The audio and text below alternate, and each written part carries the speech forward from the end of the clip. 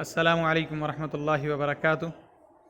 मैं हाफ़िज़ वक़ास अहमद आज आपके सामने मैयत को गुस्ल देना और कफ़न देना इसका जो मसनून तरीक़ा है, जो रसूलुल्लाह सल्लल्लाहु अलैहि वसल्लम ने मैयत को गुस्ल देने के आदाब तरीक़ेकार बयान किए हैं और मैयत को जो कफ़न देने के आदाब और तरीक़ेकार बयान किए हैं, वो इंशाअल्लाहुल अज़ीज़ आपको तफ़सील के साथ प्रैक्टिकली तौर पर इंशाअल्लाह आपको मैं दिखाऊंगा भी और बताऊंगा भी इंशाअल्लाहुल अज़ीज़।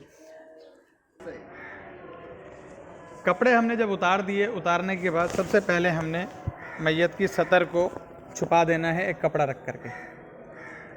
सतर से बिल्कुल भी कोई चीज़ वाज़े ना हो, इसलिए यहाँ तक कपड़ा आ जाए और फिर उसके बाद हमने इस तरह ये ग्लव्स ले कर के और फिर ये ग्लव्स को उल्टे हाथ में पहनना है और उल्टे हाथ में पहन करके मैयत की एक तरफ से पाँव उठा करके नीचे से ऊपर से अच्छी तरीके से पूरा इस्तिंजा कराना है हमने। जिस तरह एक आम इंसान जो इंसान ज़िंदा होता है वो अपना इस्तिंजा ख़ुद करता है, तो मैयत को इस्तिंजा कराना पड़ेगा और 3 दफ़ा ऊपर से नीचे से अच्छी तरीके से इस्तिंजा कराने के बाद फिर पानी डाल करके अच्छी तरीके से धो देंगे। लेकिन ये बात का ख़ास ख्याल रहे कि ये सतर नहीं हटेगी बिल्कुल भी, इसलिए कि जिस तरह एक ज़िंदा इंसान की सतर को छुपाने का हुक्म है, इसी अंदाज से मैयत की सतर भी छुपाना है। फिर उसके बाद हमने मैयत को वज़ू कराना है। फिर उसके बाद मैयत को वज़ू कराते हुए जिस तरह हम अपना वज़ू करते हैं, इसी अंदाज से सीधा हाथ पहले धोएंगे कलाइयों तक, उंगलियों के बीच में अच्छी तरीके से खलाल करेंगे, उंगलियों को अच्छी तरीके से धोएंगे, हथेली को धोएंगे अच्छी तरीके से, कलाई तक, यहाँ तक कलाई तक जो है वो इसको अच्छी तरीके से धो करके सीधे हाथ को धोएंगे। फिर उसके बाद उल्टा हाथ इसी अंदाज से कलाई तक धोने के बाद उंगलियों के अंदर खलाल करना ज़रूरी है वो। फिर उसके बाद हमने कुल्ली कराने का, मैंने जिस तरह बताया था कि कुल्ली करानी है, तो कुल्ली कराने के लिए मैयत के मुंह में पानी नहीं डाला जा सकता, इसीलिए हम रुई से या किसी कपड़े से अच्छी तरीके से अंदर से साफ़ कर लेंगे उसको। मैयत के मुंह को अंदर से अच्छी तरीके से 3 दफ़ा अच्छी तरीके से साफ़ करने के बाद फिर ऐसे ही रुई से जो है वो नाक में रुई डाल करके अच्छी तरीके से साफ़ करेंगे मैयत। ऐसे ही फिर उसके बाद जिस अंदाज से हम वज़ू करते हैं तो कलाई कोनियों तक अपने हाथों को धोते हैं, तो सीधे हाथ को पहले 3 दफ़ा कोनियों तक धोएंगे, फिर इसी तरह उल्टे हाथ से हम 3 दफ़ा कोनियों को धोएंगे, उल्टे हाथ को कोनियों तक।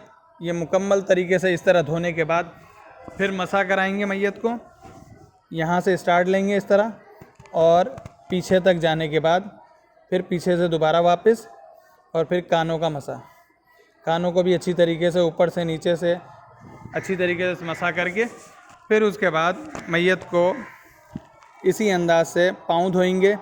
तो पाँव भी जिस अंदाज से हम ज़िंदा इंसान धोता है कि उंगलियों के बीच में खलाल करते हुए अच्छी तरीके से पाँव धोते हैं, फिर पूरा यहाँ तक पाँव धोने के बाद 3 दफ़ा पाँव सीधा पाँव धोएंगे, इसी अंदाज से 3 दफ़ा उल्टा पाँव धोएंगे। उंगलियों के बीच में खलाल इसलिए ज़रूरी है कि जब ज़िंदा इंसान वज़ू करता है तो वो भी उंगलियों के बीच में खलाल करता है, वो इसलिए कि ये सुन्नत तरीका है कि कोई भी चीज़ अंदर तक खुश्क ना रहे, अंदर तक हर चीज़ तर हो जाए पानी से। इस अंदाज से मुकम्मल वज़ू हो गया। अब इसके बाद मैयत को गुस्ल देने की गुस्ल इस अंदाज से दिया जाता है कि फिर उसके बाद मैयत को मुकम्मल तरीके से पानी डालना शुरू कर देंगे। दाईं तरफ पानी डाला, बाईं तरफ पानी डालने के बाद फिर अब मैयत के ऊपर जो भी साबुन वाबुन लगा करके अच्छी तरीके से पूरा साफ़ कर लें, अच्छी तरीके से जो भी मैल कुचैल है अच्छी तरीके से साफ़ करने के बाद फिर पानी डाल करके अच्छी तरीके से धो दें। उसके बाद आखिर में जब मैयत को कफ़न देंगे तो कफ़न से पहले मैयत के साथ वो काफूर वगैरह, खुशबू वगैरह जो भी डालनी है वो डाल देंगे इस अंदाज से। और ये सतर, ये कपड़ा, जो ये सतर का कपड़ा है, इसको उस वक्त तक नहीं हटाएंगे जब तक कि मैयत को दोबारा कफन में ना डाल दिया जाए। कफन जब डालेंगे तो फिर उसके बाद ये सतर हटा दी जाएगी, क्योंकि उसके ऊपर मुकम्मल तौर पे कपड़ा आ चुका होगा। ये सतर का आखिरी वक्त तक, जब तक कफन नहीं पहनाते, जब तक का रहना बहुत ज़रूरी है। इसी तरह ख़वातीन का जो मामला है, ख़वातीन के सतर का मामला इस अंदाज से है कि जिस तरह अभी मर्द की सतर ये है, तो ख़वातीन की सतर के लिए मुकम्मल तौर पर यहाँ तक सतर होगी, इसकी पूरा सीना भी छुपाया जाएगा और नीचे तक भी पूरा सतर होगी। ये ऊपर से लेके ये नीचे तक पूरी सतर होगी। इस अंदाज से ख़वातीन की मुकम्मल तौर पर सतर से छुपाया जाएगा। इस चीज़ का ख़ास ख्याल रखा जाएगा।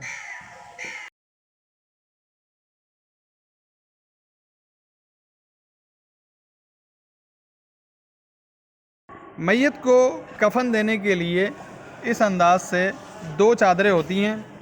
नंबर 1, एक चादर ये, एक चादर ये। तो ये 2 चादरों में मर्द को इस अंदाज से कफन दिया जाएगा। सबसे पहले एक चादर बिछाते हैं,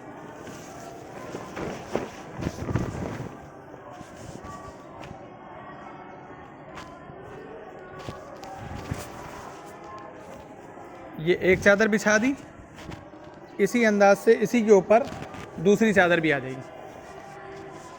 दूसरी चादर भी इसी के ऊपर इसी अंदाज से आएगी जिस तरह के ये बिछी हुई है।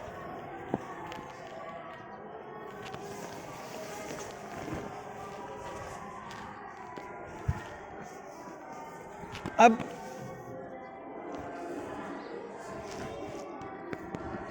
इसके बाद एक कमीज़ नुमा एक चादर होगी, जिसमें इस अंदाज से ये गला कटा हुआ होगा, इसलिए कि जब मैयत को रखा जाए तो ये मैयत के एक साइड मैयत के नीचे चली जाए और दूसरी साइड मैयत के ऊपर वाली साइड से ऊपर आ जाए। ये देखें हम, ये इस अंदाज से रखा जाएगा ताकि मैयत को यहाँ लिटाने के बाद ऐसे ऊपर होकर के फिर दोबारा मैयत के ऊपर पूरी आ जाए और जो सतर उसकी छुपानी थी वो मुकम्मल तौर पर सतर छुप जाए। ये 3 चादरें हैं मर्द के गुस्ल के लिए। मर्द को इन्हीं 3 चादरों में कफन दिया जाएगा। इसके अलावा और कोई चादर मर्द के लिए नहीं होती। हाँ, यही चीज़ जब औरत के साथ होगी तो औरत के लिए 2 चादरों का और इजाफा किया जाएगा। एक चादर ये और दूसरी चादर ये। एक औरत के सर पर जिस तरह स्कार्फ बांधा जाता है, स्कार्फ जिस अंदाज से बांधा जाता है उसी अंदाज से औरत के सर पे स्कार्फ बना करके बांध दिया जाएगा। इस अंदाज से स्कार्फ बना करके सर पे बांधा जाएगा, जिसे ओढ़नी कहा जाता है। इसी अंदाज से औरत के, जिस तरह मैंने पहले बताया था गुस्ल में कि औरत को भी जो औरत की जो सतर है वो सीने से लेकर पाँव तक है मुकम्मल, तो एक चादर उसके सीने पर भी रखी जाएगी ताकि उसका सीना बंद भी बन जाए और वो सीना भी उसका छुप जाए, वो भी उसके लिए सतर होगी। तो ये 5 चादरें टोटल औरत के लिए हैं और इसी अंदाज से 3 चादरें मर्द के लिए जो कफन देने के लिए रसूलुल्लाह सल्लल्लाहु अलैहि वसल्लम ने तरीक़ेकार बयान किया है वो इसी अंदाज से है। 2 बड़ी चादरें, एक कमीज़ औरत के लिए और एक उसका सीने के ऊपर का कपड़ा सतर, और इसी अंदाज से एक सर पे स्कार्फ की सूरत में बांधा जाएगा। ये 5 चादरें औरत के लिए हैं और मर्द के लिए 2 बड़ी चादरें और एक कमीज़। ये 3 टोटली चादरें मर्द के लिए होंगी और 5 चादरें जो है वो औरत के लिए होंगी। जज़ाकल्लाह। तो 3 चादरों में 1, 2 और ये तीसरी कमीज़ की सूरत में। ये जिस अंदाज से सर खुला हुआ था, यहाँ से ये देखें, ये सर ऐसे उसके ऊपर आ गया, मैयत के ऊपर। ये इस अंदाज से मुकम्मल तौर पर यहाँ तक ये कमीज़ आ गई। अब मैयत को कफन पूरा किस तरह बांधना है, एक आपको नॉर्मली अंदाज में मैं आपको बता देता हूँ। पहले ये वाली चादर ऊपर आएगी, एक चादर ये ऊपर आ गई। फिर उसके बाद दूसरी चादर ऐसे ऊपर आएगी, ये दूसरी चादर आई। इसी अंदाज से मुकम्मल तौर पर कफन दिया जाएगा। दोनों चादरों को एक साथ नहीं लपेट सकते, इसलिए कि फिर खोलने में बाद में मुश्किल होती है। तो ये पहले एक बांधी जाएगी, एक चादर, फिर दूसरी, इस अंदाज से मुकम्मल तौर पर कफन दिया जाएगा। जज़ाकल्लाह। उम्मीद करता हूँ अल्लाह रब्बुल आलमीन हम सबको इसी अंदाज से मैयत को गुस्ल दे करके और कफन दे करके तदफीन करने की तौफ़ीक़ अता फ़रमाए, क्योंकि ये रसूलुल्लाह सल्लल्लाहु अलैहि वसल्लम का मसनून तरीक़ा है, बताया हुआ तरीक़ा है। इस अंदाज से जब हम अपनी मैयतों को गुस्ल देंगे और कफन देंगे तो इंशाअल्लाहुल अज़ीज़ हम ख़ुद भी अजर के मुस्तहिक ठहरेंगे और लोगों को भी इस अंदाज से मालूमात होगी कि हम किस अंदाज से अपने मैयत को गुस्ल दें और कफन दें।